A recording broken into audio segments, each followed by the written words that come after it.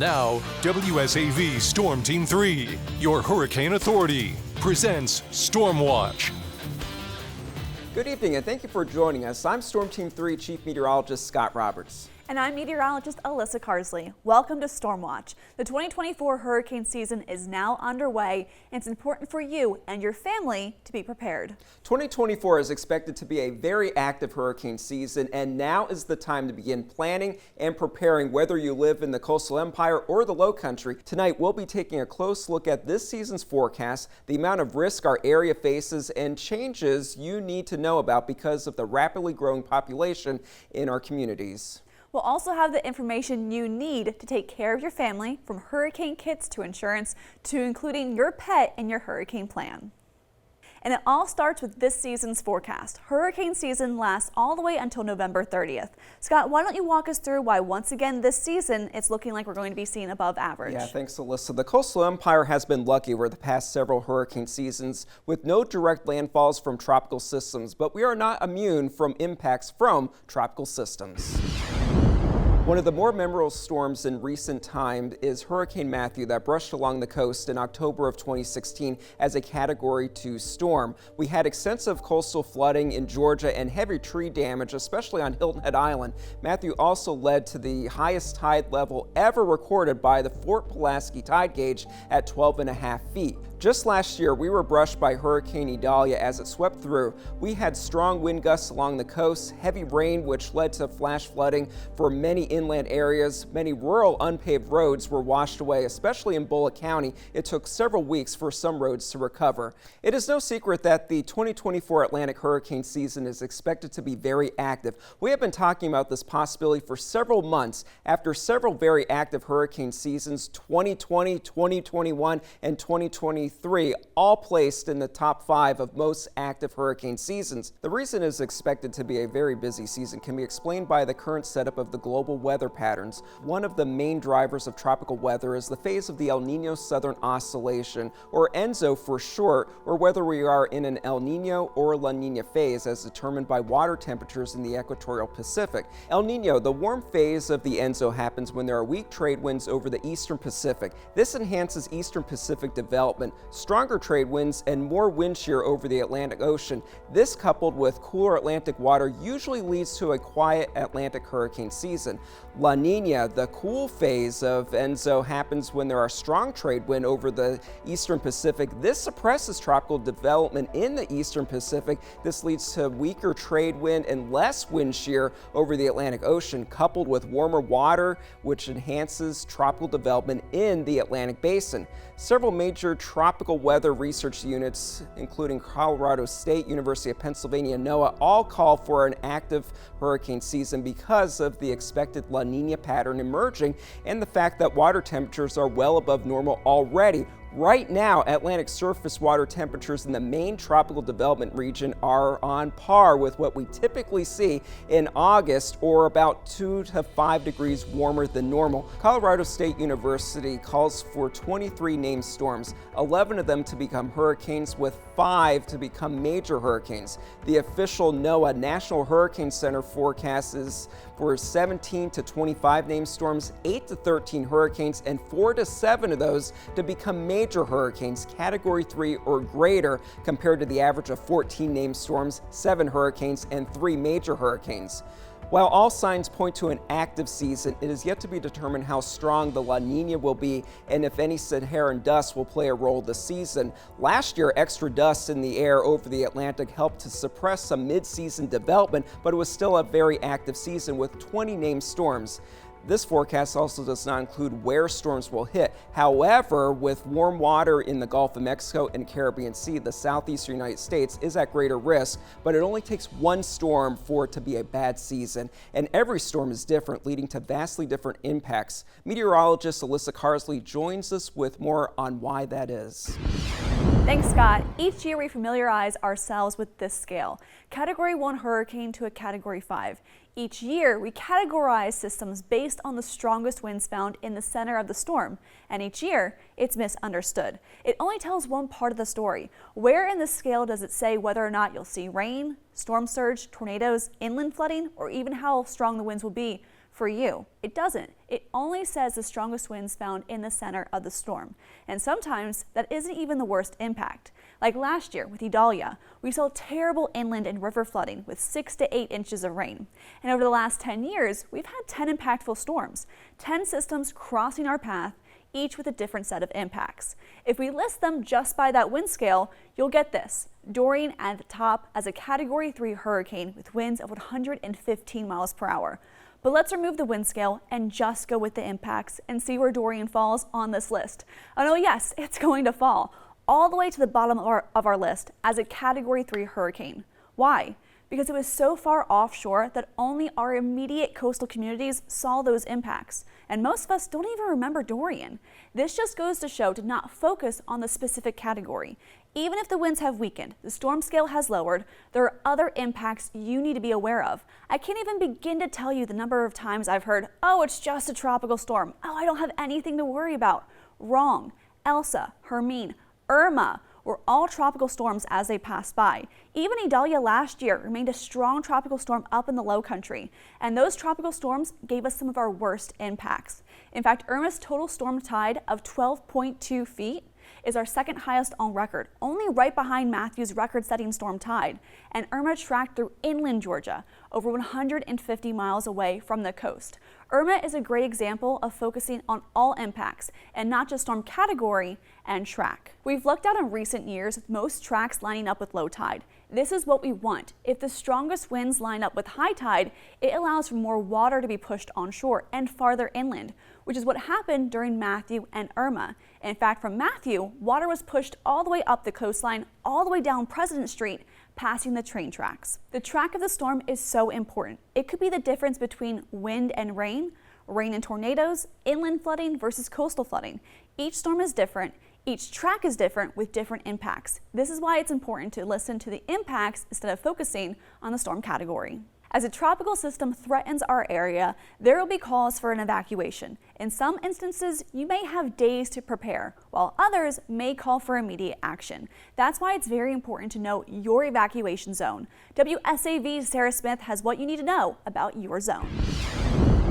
The last time a major hurricane hit the coastal empire was decades ago, but there have been several mandatory evacuations since then. One of the most notable being Hurricane Dorian in 2019. It's a scenario that Chatham Emergency Management plans for every year, and you should too. It only takes one storm to really damage our community and to really hurt our community, and I want everybody to be aware of that. Chelsea Sawyer, the emergency preparedness manager at Chatham Emergency Management Agency, urging the public to be prepared this hurricane season, which is anticipated to be very active. There's a lot of different things that you can do on the front side, but taking that immediate action when action is required is the most important. High winds, downed trees, and storm surge, all concerns for when a hurricane hits the coastal empire. That's why evacuation zones are so important. If you don't know where you live, you don't know where you work, it's going to take you that much longer to heed those evacuation warnings because you're going to have to research them during a storm. Here in the coastal empire, there are 3 zones. The area shaded in red along the coast is the first to evacuate. Zones B and C, shown in purple and yellow, are the next to go, breaking it down now to just Chatham County zones. Those who live east of the Truman Parkway to Vernon River, you're in Zone A and are the first to leave. Those west of the Truman Parkway but east of I-95, you're next, Zone B. Lastly, residents west of I-95, Zone C, will follow. Something to remember, SEMA does not issue voluntary evacuation orders. The idea of volunteer does not give the message that we're really looking for. So in Chatham County, you will hear evacuation order and mandatory evacuation order. An evacuation order is a general statement urging and encouraging residents to evacuate the target area. A mandatory evacuation order is an executive directive that requires residents, visitors, business owners, anyone in the target area to evacuate. Personal discretion is not an option. She says these storms are finicky and incredibly difficult to track at times. But when those evacuation orders are given, you definitely need to follow them. You've heard it a million times, but there's a reason for it. Emergency officials say to be prepared and plan ahead. Reporting in Savannah, Sarah Smith, WSAV News 3, on your side. If you are looking for an easy one-stop shop on all things hurricane, head on over to the WSAV weather page. There you'll find your complete hurricane guide plus printable versions of the Georgia and South Carolina evacuation zones. Also be sure to download the WSAV Weather Now app to stay up to date with alerts and notifications. It will send you real-time alerts based on where you are. It's a free download in your app store. As we prepare for this hurricane season, we're also looking back at some major storms that have impacted the Savannah area.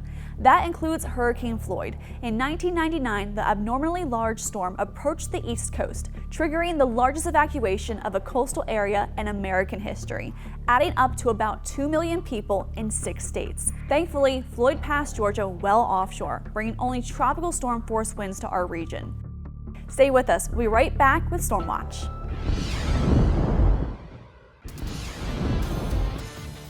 Welcome back. When we're talking about the potential path for a hurricane or tropical storm, you often see one of these. It's called a forecast cone. But what does it really mean? Meteorologist Hannah Evans is here to explain.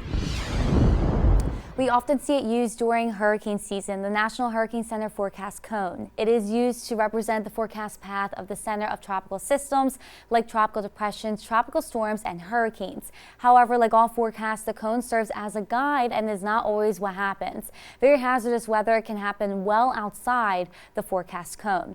The cone depicts the path of the storm center up to 120 hours in advance, and there are dots indicating the probable path of the storm center at 12-hour intervals. Now, the larger circles that are formed around these smaller dots, with each circle size calibrated to encompass historical forecast errors. The circles on days 1 and 2 are small because of a smaller margin of error, but then as we get to days 3 through 5, they do become larger due to a greater margin of error. The aim is to ensure that 2/3 of official forecast errors over a 5-year period fall within the bounds of these circles. Now, as hurricane forecasting becomes more advanced, the margin for a forecast error changes. There are some changes to this year's cone. Annually, the National Hurricane Center updates the cone based on forecast accuracy over the past 5 hurricane seasons. This involves adjusting the size of those larger circles I just showed you, either expanding them or contracting them based on the observed forecast errors. And the National Weather Service is also enhancing their tropical watch and warning presentation. Previously, the cone only showed coastal watches and warnings, but later in the hurricane season this year, just around August 15th, inland tropical alerts will be shown on the same map with the forecast cone from the National Hurricane Center. So once again, there's an increase in the proportions of circles this year. That's reflective of the forecast error. So noteworthy to look at is the 7% expansion observed at the 120-hour mark of this cone. These percentage increases mean that we'll see a larger cone for the upcoming hurricane season. A reminder that you can not only look at the forecast cone, though, for the forecast path of a hurricane. Severe weather can always happen outside the cone, and with any forecast, it is not 100% accurate. The hurricane path can always move to the outside of the cone. Now, moving forward, let's discuss the watches and warning change. In the past, the conventional forecast cone showed only the coastal watches and warnings, but this year, the updated version will show all watches and warnings relative to the entire cone enclosed region. This change will happen in the middle of hurricane season on or around August 15th, and this new approach creates a clearer understanding of the situation, consolidating the cone and watches and warnings into one that's accessible on the National Hurricane Center's website. Thanks, Hannah. During severe weather, heavy rain can sometimes trigger flooding, but here in the coastal empire, another big threat we face is from coastal flooding. Brian, Michigan has more on the potential impact during a storm. The 2024 Atlantic hurricane season is here, and that means we must keep a close eye on the Atlantic basin for signs of tropical development. The hurricane season lasts until November 30th, with the peak of the season being September 10th. With how long the season is, it's always important to be ready for a storm at all times. This is especially true if you live along our low-lying coast, where the direct impact of tropical systems can be the most extreme. Torrential rain, hurricane-force winds, and even the threat for tornadoes are all reasons why you need to be weather aware. However, out of all the hazards during tropical systems, there is one that consistently creates the most problems, and that is the power of the water. As a hurricane moves on shore, storm surge along the coastline is typically the greatest threat to life and property as a hurricane moves ashore. According to the National Hurricane Center, storm surge happens when strong winds from tropical systems push and pile up water towards the shoreline. Storm surge ranges from just a few feet above normally dry ground to overtopping entire homes. When it comes to forecasting the severity of storm surge, there are several factors that are considered. The first is the size of the storm. Larger storms in size cover more coastline, leading to more storm surge flooding. For example, Hurricane Sandy, which was almost 1,000 miles across, brought storm surge impacts from the Outer Banks of North Carolina all the way to New England. Next, storm's intensity. The stronger the wind, the more water that it can pile up along the coast. Looking back to Hurricane Michael, which was one of the most powerful storms to ever hit the United States, back in October of 2018, the Category 5 storm made landfall along the Florida Panhandle and produced a 14-foot storm surge. The forward speed of a storm is also crucial. A slower moving storm will produce a greater storm surge because water is able to pile up along the coast over a longer period of time. Another factor is the storm's angle of approach to the coastline. This is important because if a storm is moving perpendicular to the coastline, then the onshore wind pushes water directly into the shore. Additional factors include the depth of the ocean floor, tide cycles, and even the type of coastline that the storm is affecting. Speaking of the structure of a coastline, there are many ways that coastal communities can keep their towns better protected from storm surge. One way is by ensuring the sand dune system in place is healthy. As large waves from these tropical systems hit the coastline, erosion will begin to occur and break down the beach, making it smaller and smaller. By having strong dunes, you may not be able to completely stop the storm surge from occurring, but they can act as a natural buffer between the ocean and inland areas. The taller and wider these dunes, the better protected a community will be. Another natural buffer when it comes to storm surge are the salt marshes, which we have plenty of around our area. These areas of dense vegetation act like sponges by slowing down the surge of incoming water and therefore lessening the impacts of storm surge on our coastal environments. In addition, marshes even help to prevent erosion because of the strong and deep root system's ability to hold the land in place. Even with natural barriers like sand dunes and salt marshes, it is still important to keep yourself and your property protected from storm surge flooding. According to FEMA, it's best to have your flood insurance up to date, especially if you live in a high-risk flood zone. Additionally, store valuable items or documents in a safe location and keep these items sealed in a waterproof container. Next, make sure you have a list of all important belongings before a storm arrives. This could be important afterwards when filing a claim. Finally, make an evacuation plan. Know where you and your family are going to go in case you need to get to higher ground before the storm. Due to our low-lying coastline, it is important to stay up to date with emergency management officials whenever the next storm comes ashore and take evacuation orders seriously to keep you and your family safe from the elements. Thank you, Brian. We're continuing to look back at major storms and their impact on the Savannah area. In October of 2016, Hurricane Matthew churned right off Tybee Beach and then made landfall on Hilton Head Island as a Category 2 storm with winds over 100 miles per hour. The storm surge experienced along our coast was the highest ever recorded. Powerful winds also took down thousands of trees and knocked out power for some 140,000 homes in Chatham County alone. Stay with us. We'll be right back with Storm Watch. Hurricane season is here, and WSAV News 3 is on your side with new information for 2024, new evacuation planning for Savannah and surrounding areas, new recommendations for your emergency hurricane kit, new information on how to keep your property and pets safe during the storm. WSAV is your hurricane authority. Find our online hurricane guide at wsav.com/Hurricane Central. And be safe with Storm Team 3.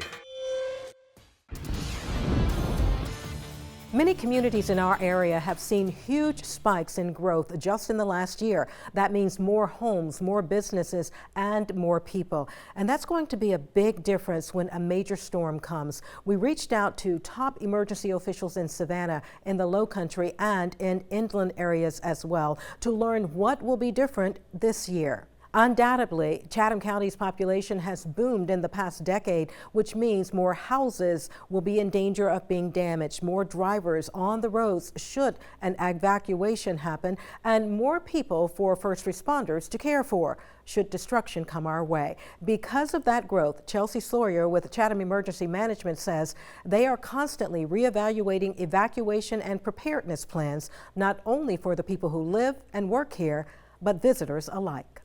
Not only are we preparing for our residents that live here day in and day out, but we're preparing for the people that are just casually visiting or maybe had a plane ride in and don't necessarily have a way to evacuate themselves out. So we're looking holistically. We call it the concept of whole community, and that involves everybody.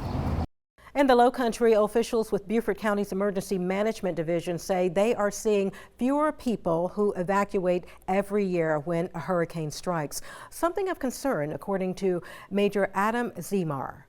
He says the declining numbers are attributed to an ever-changing population. Now he's stressing the importance of government-issued evacuation to all current Lowcountry residents.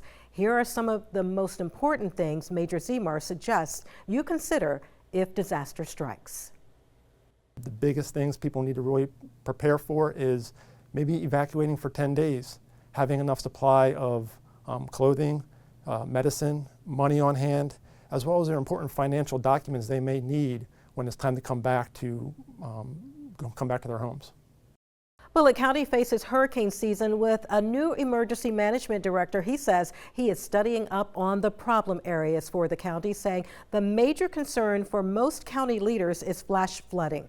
The county saw some major flooding for Hurricane Idalia last year. Some roads are still damaged. Emergency Management Director Corey Kemp says they are prepared to respond, meaning they'll send out messages as the storm amps up.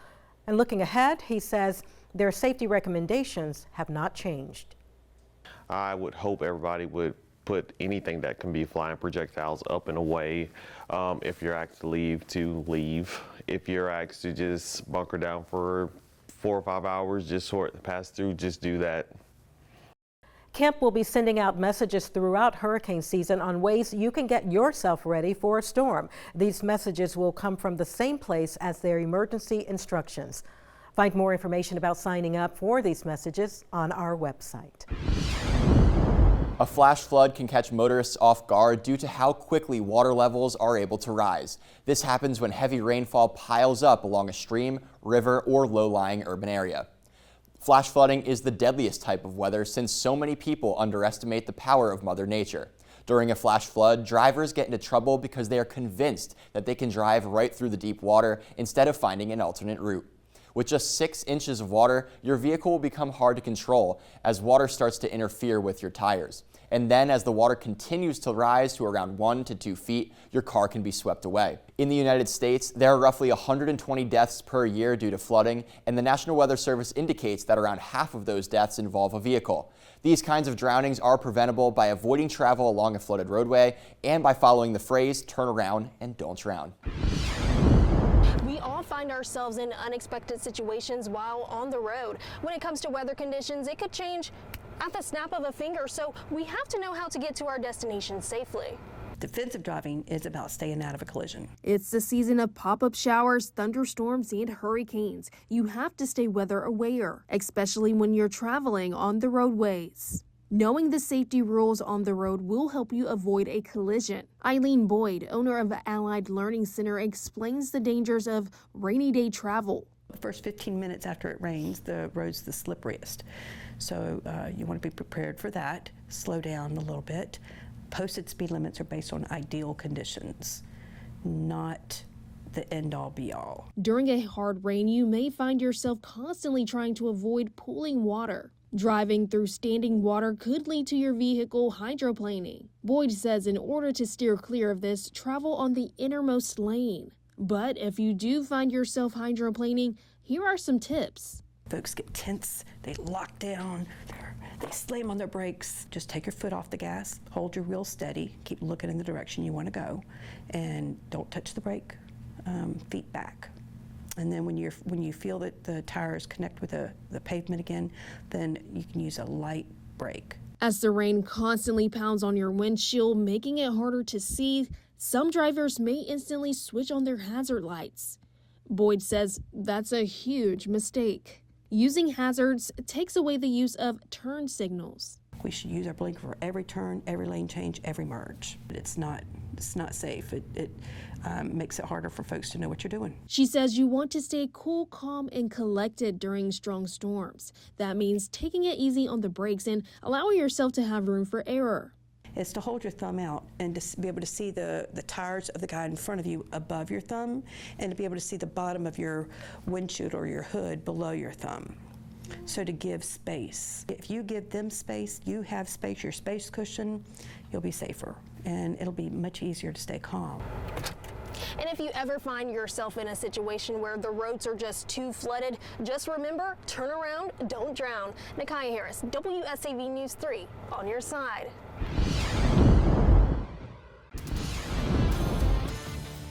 One of the most important parts of being prepared for a hurricane is knowing the evacuation plan. The state of Georgia has a system to make evacuations as efficient as possible. Our Hannah Evans joins us now to walk us through it. As we start the hurricane season, it is important to be prepared for emergency evacuations. There are two types to know: voluntary and mandatory. If a voluntary evacuation is issued, this means the choice to stay or leave is up to you. It is important to still have a safety plan in place and be prepared for a mandatory evacuation to be issued. If a mandatory evacuation is issued, this means that by law you must evacuate. With the incoming storm, there is an immediate threat to life if you stay, and if something happens, help may not be available due to unsafe conditions to be traveling in. If you have to evacuate, it is important to know that traffic changes during a hurricane evacuation.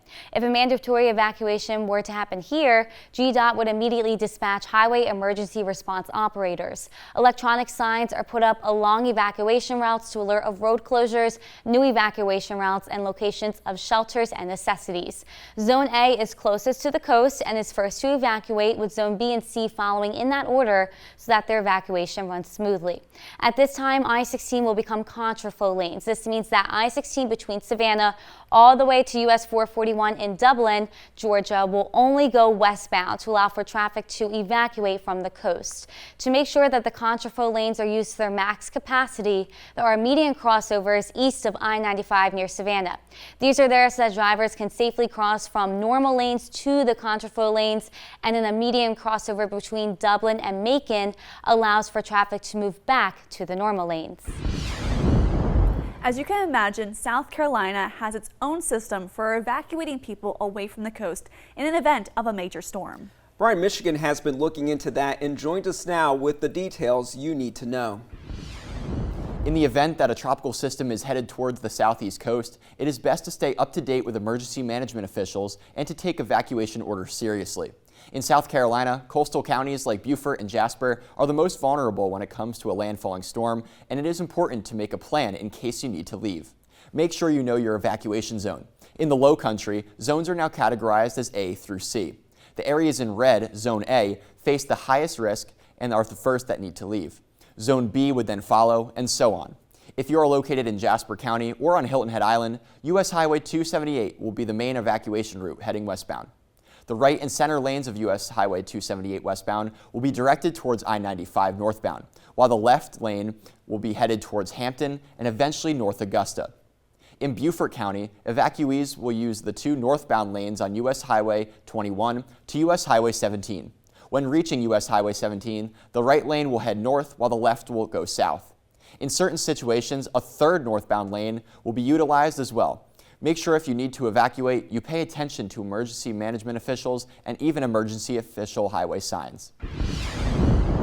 Once you get away from the coast and get into our more rural areas, there's another big issue drivers run into: dirt roads. They can be easily washed out and become impassable during heavy rains. As Scott mentioned earlier, this was a big multi-week problem after Idalia. WSAV's Eden Hodges has more on this problem. Bullitt County is readying itself for a very active hurricane season. Emergency Management Director Corey Kemp tells me the main concern for county officials is flash flooding. This is the dirt road capital of Georgia. We're just trying to prep those roads and just be prepared. Kemp says county workers are preparing by scraping ditches and clearing drains, as well as preparing to respond, which includes getting out a safety message to everyone living in the area. I would hope everybody would put anything that can be flying projectiles up and away. If you're asked to leave. If you're asked to just bunker down for 4 or 5 hours, just sort pass through, just do that. Kemp says messages like that will be delivered by text each week of hurricane season on ways you can prep yourself. This will be the same method you would receive emergency updates during a storm as well. during the storm and shortly thereafter. Please pay attention to public notices about roads and travel, and try not to travel any more than absolutely necessary, because all of that hinders the recovery process and it puts people in jeopardy as far as safety goes. Public Works Director Dink Butler says the county has more dirt roads than paved ones. He says it's likely some roads will have to close if the weather gets bad enough. Within just a few days, we can have them passable. It doesn't necessarily mean they're back to what we would call ideal conditions. Butler recommends stocking up on supplies if you live in a rural area in case you can't leave your house. To sign up for emergency messaging, you can sign up online. And for those that need some help on signing up, you can find more information on the City of Statesboro's website. WSAV will have all of those links and phone numbers to code red messages on our website. I'm Eden Hodges, WSAV News 3, on your side. Remember, if you're looking for an easy one-stop shop on all things hurricane, head on over to wsav.com/Hurricane Central. There you'll find your complete hurricane guide plus printable versions of the Georgia and South Carolina evacuation zones. Also, be sure to download the WSAV Weather Now app to stay up to date with alerts and notifications. It will even send you real-time alerts based on where you are located. It's a free download in your app store. As we look back at the history of hurricanes in our region, we come to Hurricane Irma in 2017. It ripped through the Savannah area, bringing a massive storm tide of more than 12 feet at Fort Pulaski.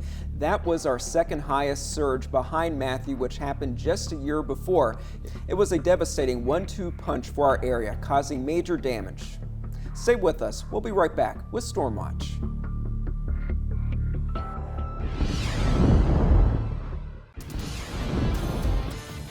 Across the Gulf Coast to the northeast, Nexstar has almost 20 coastal stations.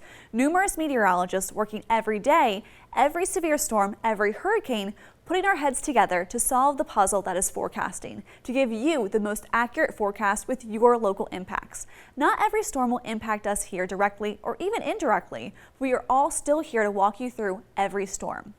We use all of Nexstar's resources, even down to the local levels. In fact, we work very closely with WCBD in Charleston. Most of the time, their impacts mirror ours in a way. Then we take it a step further. Each week, our sister station, WFLA, hosts weekly hurricane segments called Tracking the Tropics on Facebook. Live from our hurricane headquarters with real-time analysis from some of the nation's top meteorologists, this is Tracking the Tropics. If you've never heard of it, it is an amazing tool with an easy-to-follow conversation between Nexstar meteorologists breaking down storms and answering your questions in real time. And sometimes you'll see familiar faces. Now, joining us to talk about these 3 tropical waves is our featured meteorologist of the week, WSAV meteorologist Scott Roberts, also a familiar face of the program. Thanks for joining us. Storm Team 3 will be on Tracking the Tropics at some point this season, so make sure to keep an eye out. Forecasting has, is, and will always be a team effort, and WSAV with Nexstar is always tracking, watching, and always on your side. Living on the beautiful Georgia coast is a privilege afforded to us, but it can be a risk when disaster strikes, with things like houses and boats not being able to move out of nature's way. But there are ways to protect your property. WSAV's Kaylee Fedko brings us expert instructions. Homes, lawns, and boats, all things that many coastal empire and low country residents hold near and dear that require some protection against hurricanes. Starting with houses, SEMA Emergency Preparedness Manager Chelsea Sawyer says start reinforcing from the outside. Think about hurricane straps. Think about things that you can do to make sure that your roof is to the best possible ability that it can be. As for the inside, Sawyer recommends taking inventory of valuables and to consider removing carpets from areas that may flood. To keep your lawn intact and your home, she suggests trimming trees to prevent them from collapsing. You want to make sure that your trees are trimmed back appropriately, that you're not damaging them when you're trying to trim them, and you want to make sure that any limbs that are over are taken care of as soon as possible. Then there's boats. The National Oceanic and Atmospheric Administration, or NOAA, suggests the following. First and foremost, make sure you have boat insurance. In the event of a hurricane, arrange dock or anchor lines. Remove items like biminis, sails, and lifeline rafts. Add chafe protection and disconnect shore power. Finally, close fuel valves, duct tape seacocks, and lock your boat.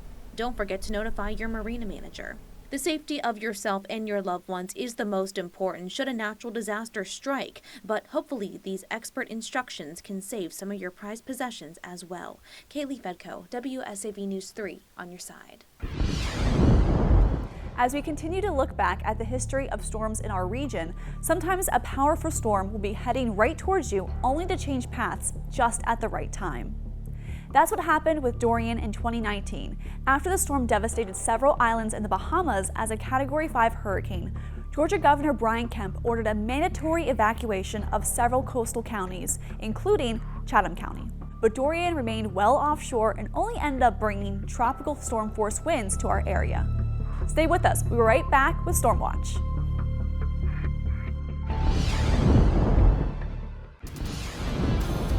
Welcome back. Despite some amazing advances in technology, hurricanes are still hard to predict, and there's always a chance you won't get a lot of warning when one is coming our way. That's why it's very important to have a hurricane kit ready to go now. WSAV's Christine Quayle has some tips on how to get your emergency supplies in order.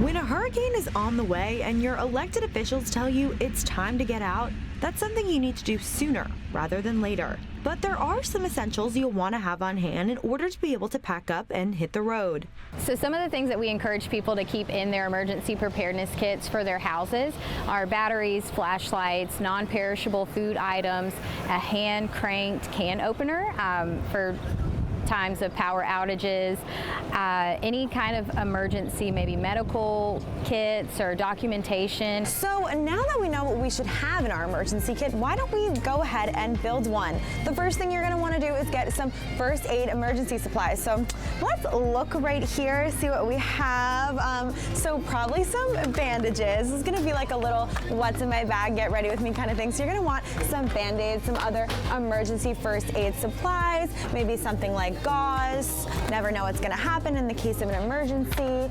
Different for everybody. Definitely some Advil, some pain relief, things like that. Neosporin for small cuts. All these different things, because as officials mentioned, you don't know how long you're going to be away from your home. So emergency kit, emergency supplies for medical stuff, first things first. Pop-Tarts, maybe, possibly something like that. And we're talking about building an emergency kit for all different types of people. So here's the section that we want, something like some canned goods, maybe like some mixed vegetables, maybe, some if you like tomatoes, things like that. We gotta get all those fruits and veggies in there, so we gotta have all the food groups, I should say. So maybe like some sliced pears, something like that. You're going to want to have access to clean water when there's a natural disaster like a hurricane. Power might go out, you might lose access to running water wherever you are. So you're going to want to have some stuff like this. So we're going to pop this in the car. It's getting pretty full in here. You're honestly going to probably want 2 of these. These are pretty heavy. So just from my perspective. Other items you might want to include that you can pick up at the store are toiletries, towels, and any prescribed medications. Be safe. That's the #1 thing. Be as safe as you can and be as prepared as you can be. So this is our kit. I guess we're going to go ahead to checkout. Another critical part of preparing for a storm is safeguarding important documents. This can include tax papers, birth certificates, other important government documents, and even treasured photos. Some of these documents, especially any insurance documents you may want to keep in a waterproof container that you can take with you in case of an evacuation. The important thing is that you make these kinds of decisions and preparations now and not wait until there is an actual emergency. Another important but sometimes overlooked issue during storm season is protecting any boats or watercraft you may have.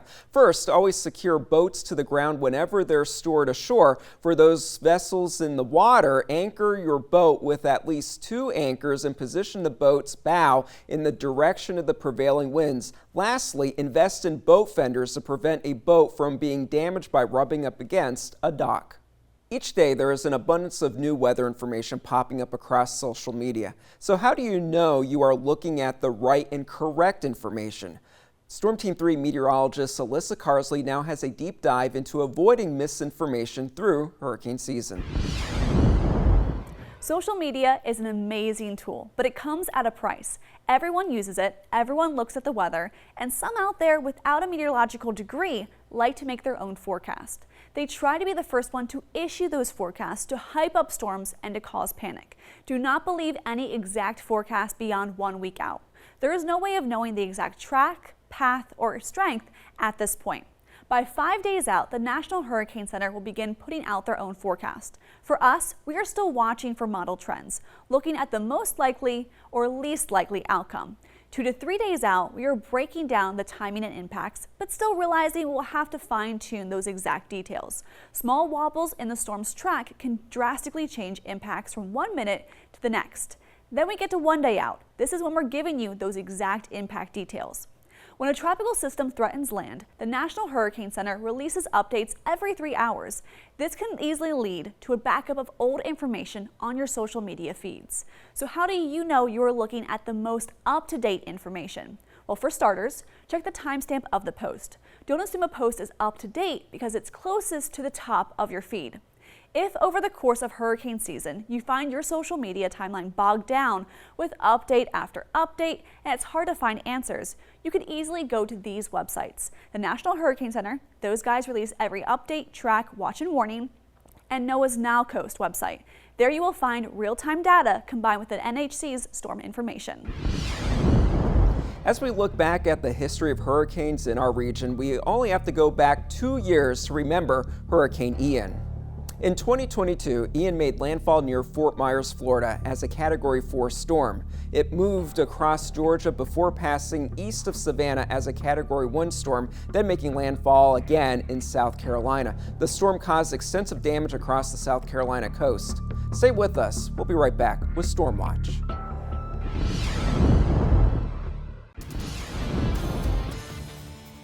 Now that it's hurricane season, and with history as our guide, we know that being prepared, having a plan, can literally mean the difference between life and death. And not just for us, but also for our sweet pets. Here's WSAV's Patty Turner with some advice on keeping our four-legged family members safe. My first real experience was Hurricane Floyd in 1999, and I had to leave Tybee with my family's 4 cats, 2 dogs, and a bird. Thankfully, Lisa Scarborough and her pets all made it out safely, mainly because they had an evacuation plan which included a place that they could go to ride out the storm. You cannot rely on anybody else to be responsible for your animals in the case of a hurricane evacuation. Your sheltering options are going to be limited, and especially if you have an animal that has some special needs, there's going to be fewer places for you to choose. Lisa is also the director and founder of Coastal Pet Rescue in Savannah. And if you don't have a plan in place for yourself, there's no guarantee there's going to be an option for your pet when the order's finally given and you're finally leaving. Lisa says the earlier you find a place to go for you and your pets, the better. Start calling hotels and shelters now to see which ones allow your fur babies. Waiting until the last minute can get very stressful. The biggest issue is if you didn't plan to take them with you and people have left them behind thinking and hoping for the best, and that's not a viable option. It's cruel and inhumane to do that with the animals. So the best option, according to Lisa, is to take your pet with you, which means you're going to need an evacuation kit. I've already started one for Porky, and according to the ASPCA, you're going to need enough food and water to last 7 to 10 days. Of course, bowls and leashes, their favorite snuggly items like a blanket and toys to keep them comfortable during the storm. Updated vaccination records, medications to last a month, a first aid kit, and if you have cats, these aluminum roaster pans are great for kitty litter. And if you're thinking about sedating or tranquilizing your pet during a storm, Lisa says be sure to talk to your vet first. We do crate training with all of our animals so that when they go off to foster homes, they go off to adopters, they're already familiar with having to be in a crate, because should they have to evacuate, if you're going to a shelter or they're going to go to boarding, they're going to be in a similar circumstance. It's going to reduce their anxiety and therefore reduce their needs for meds. Now, if your pet does get lost in the storm, Lisa says the fastest way to get them back is by having them microchipped and having a collar with your most recent contact information.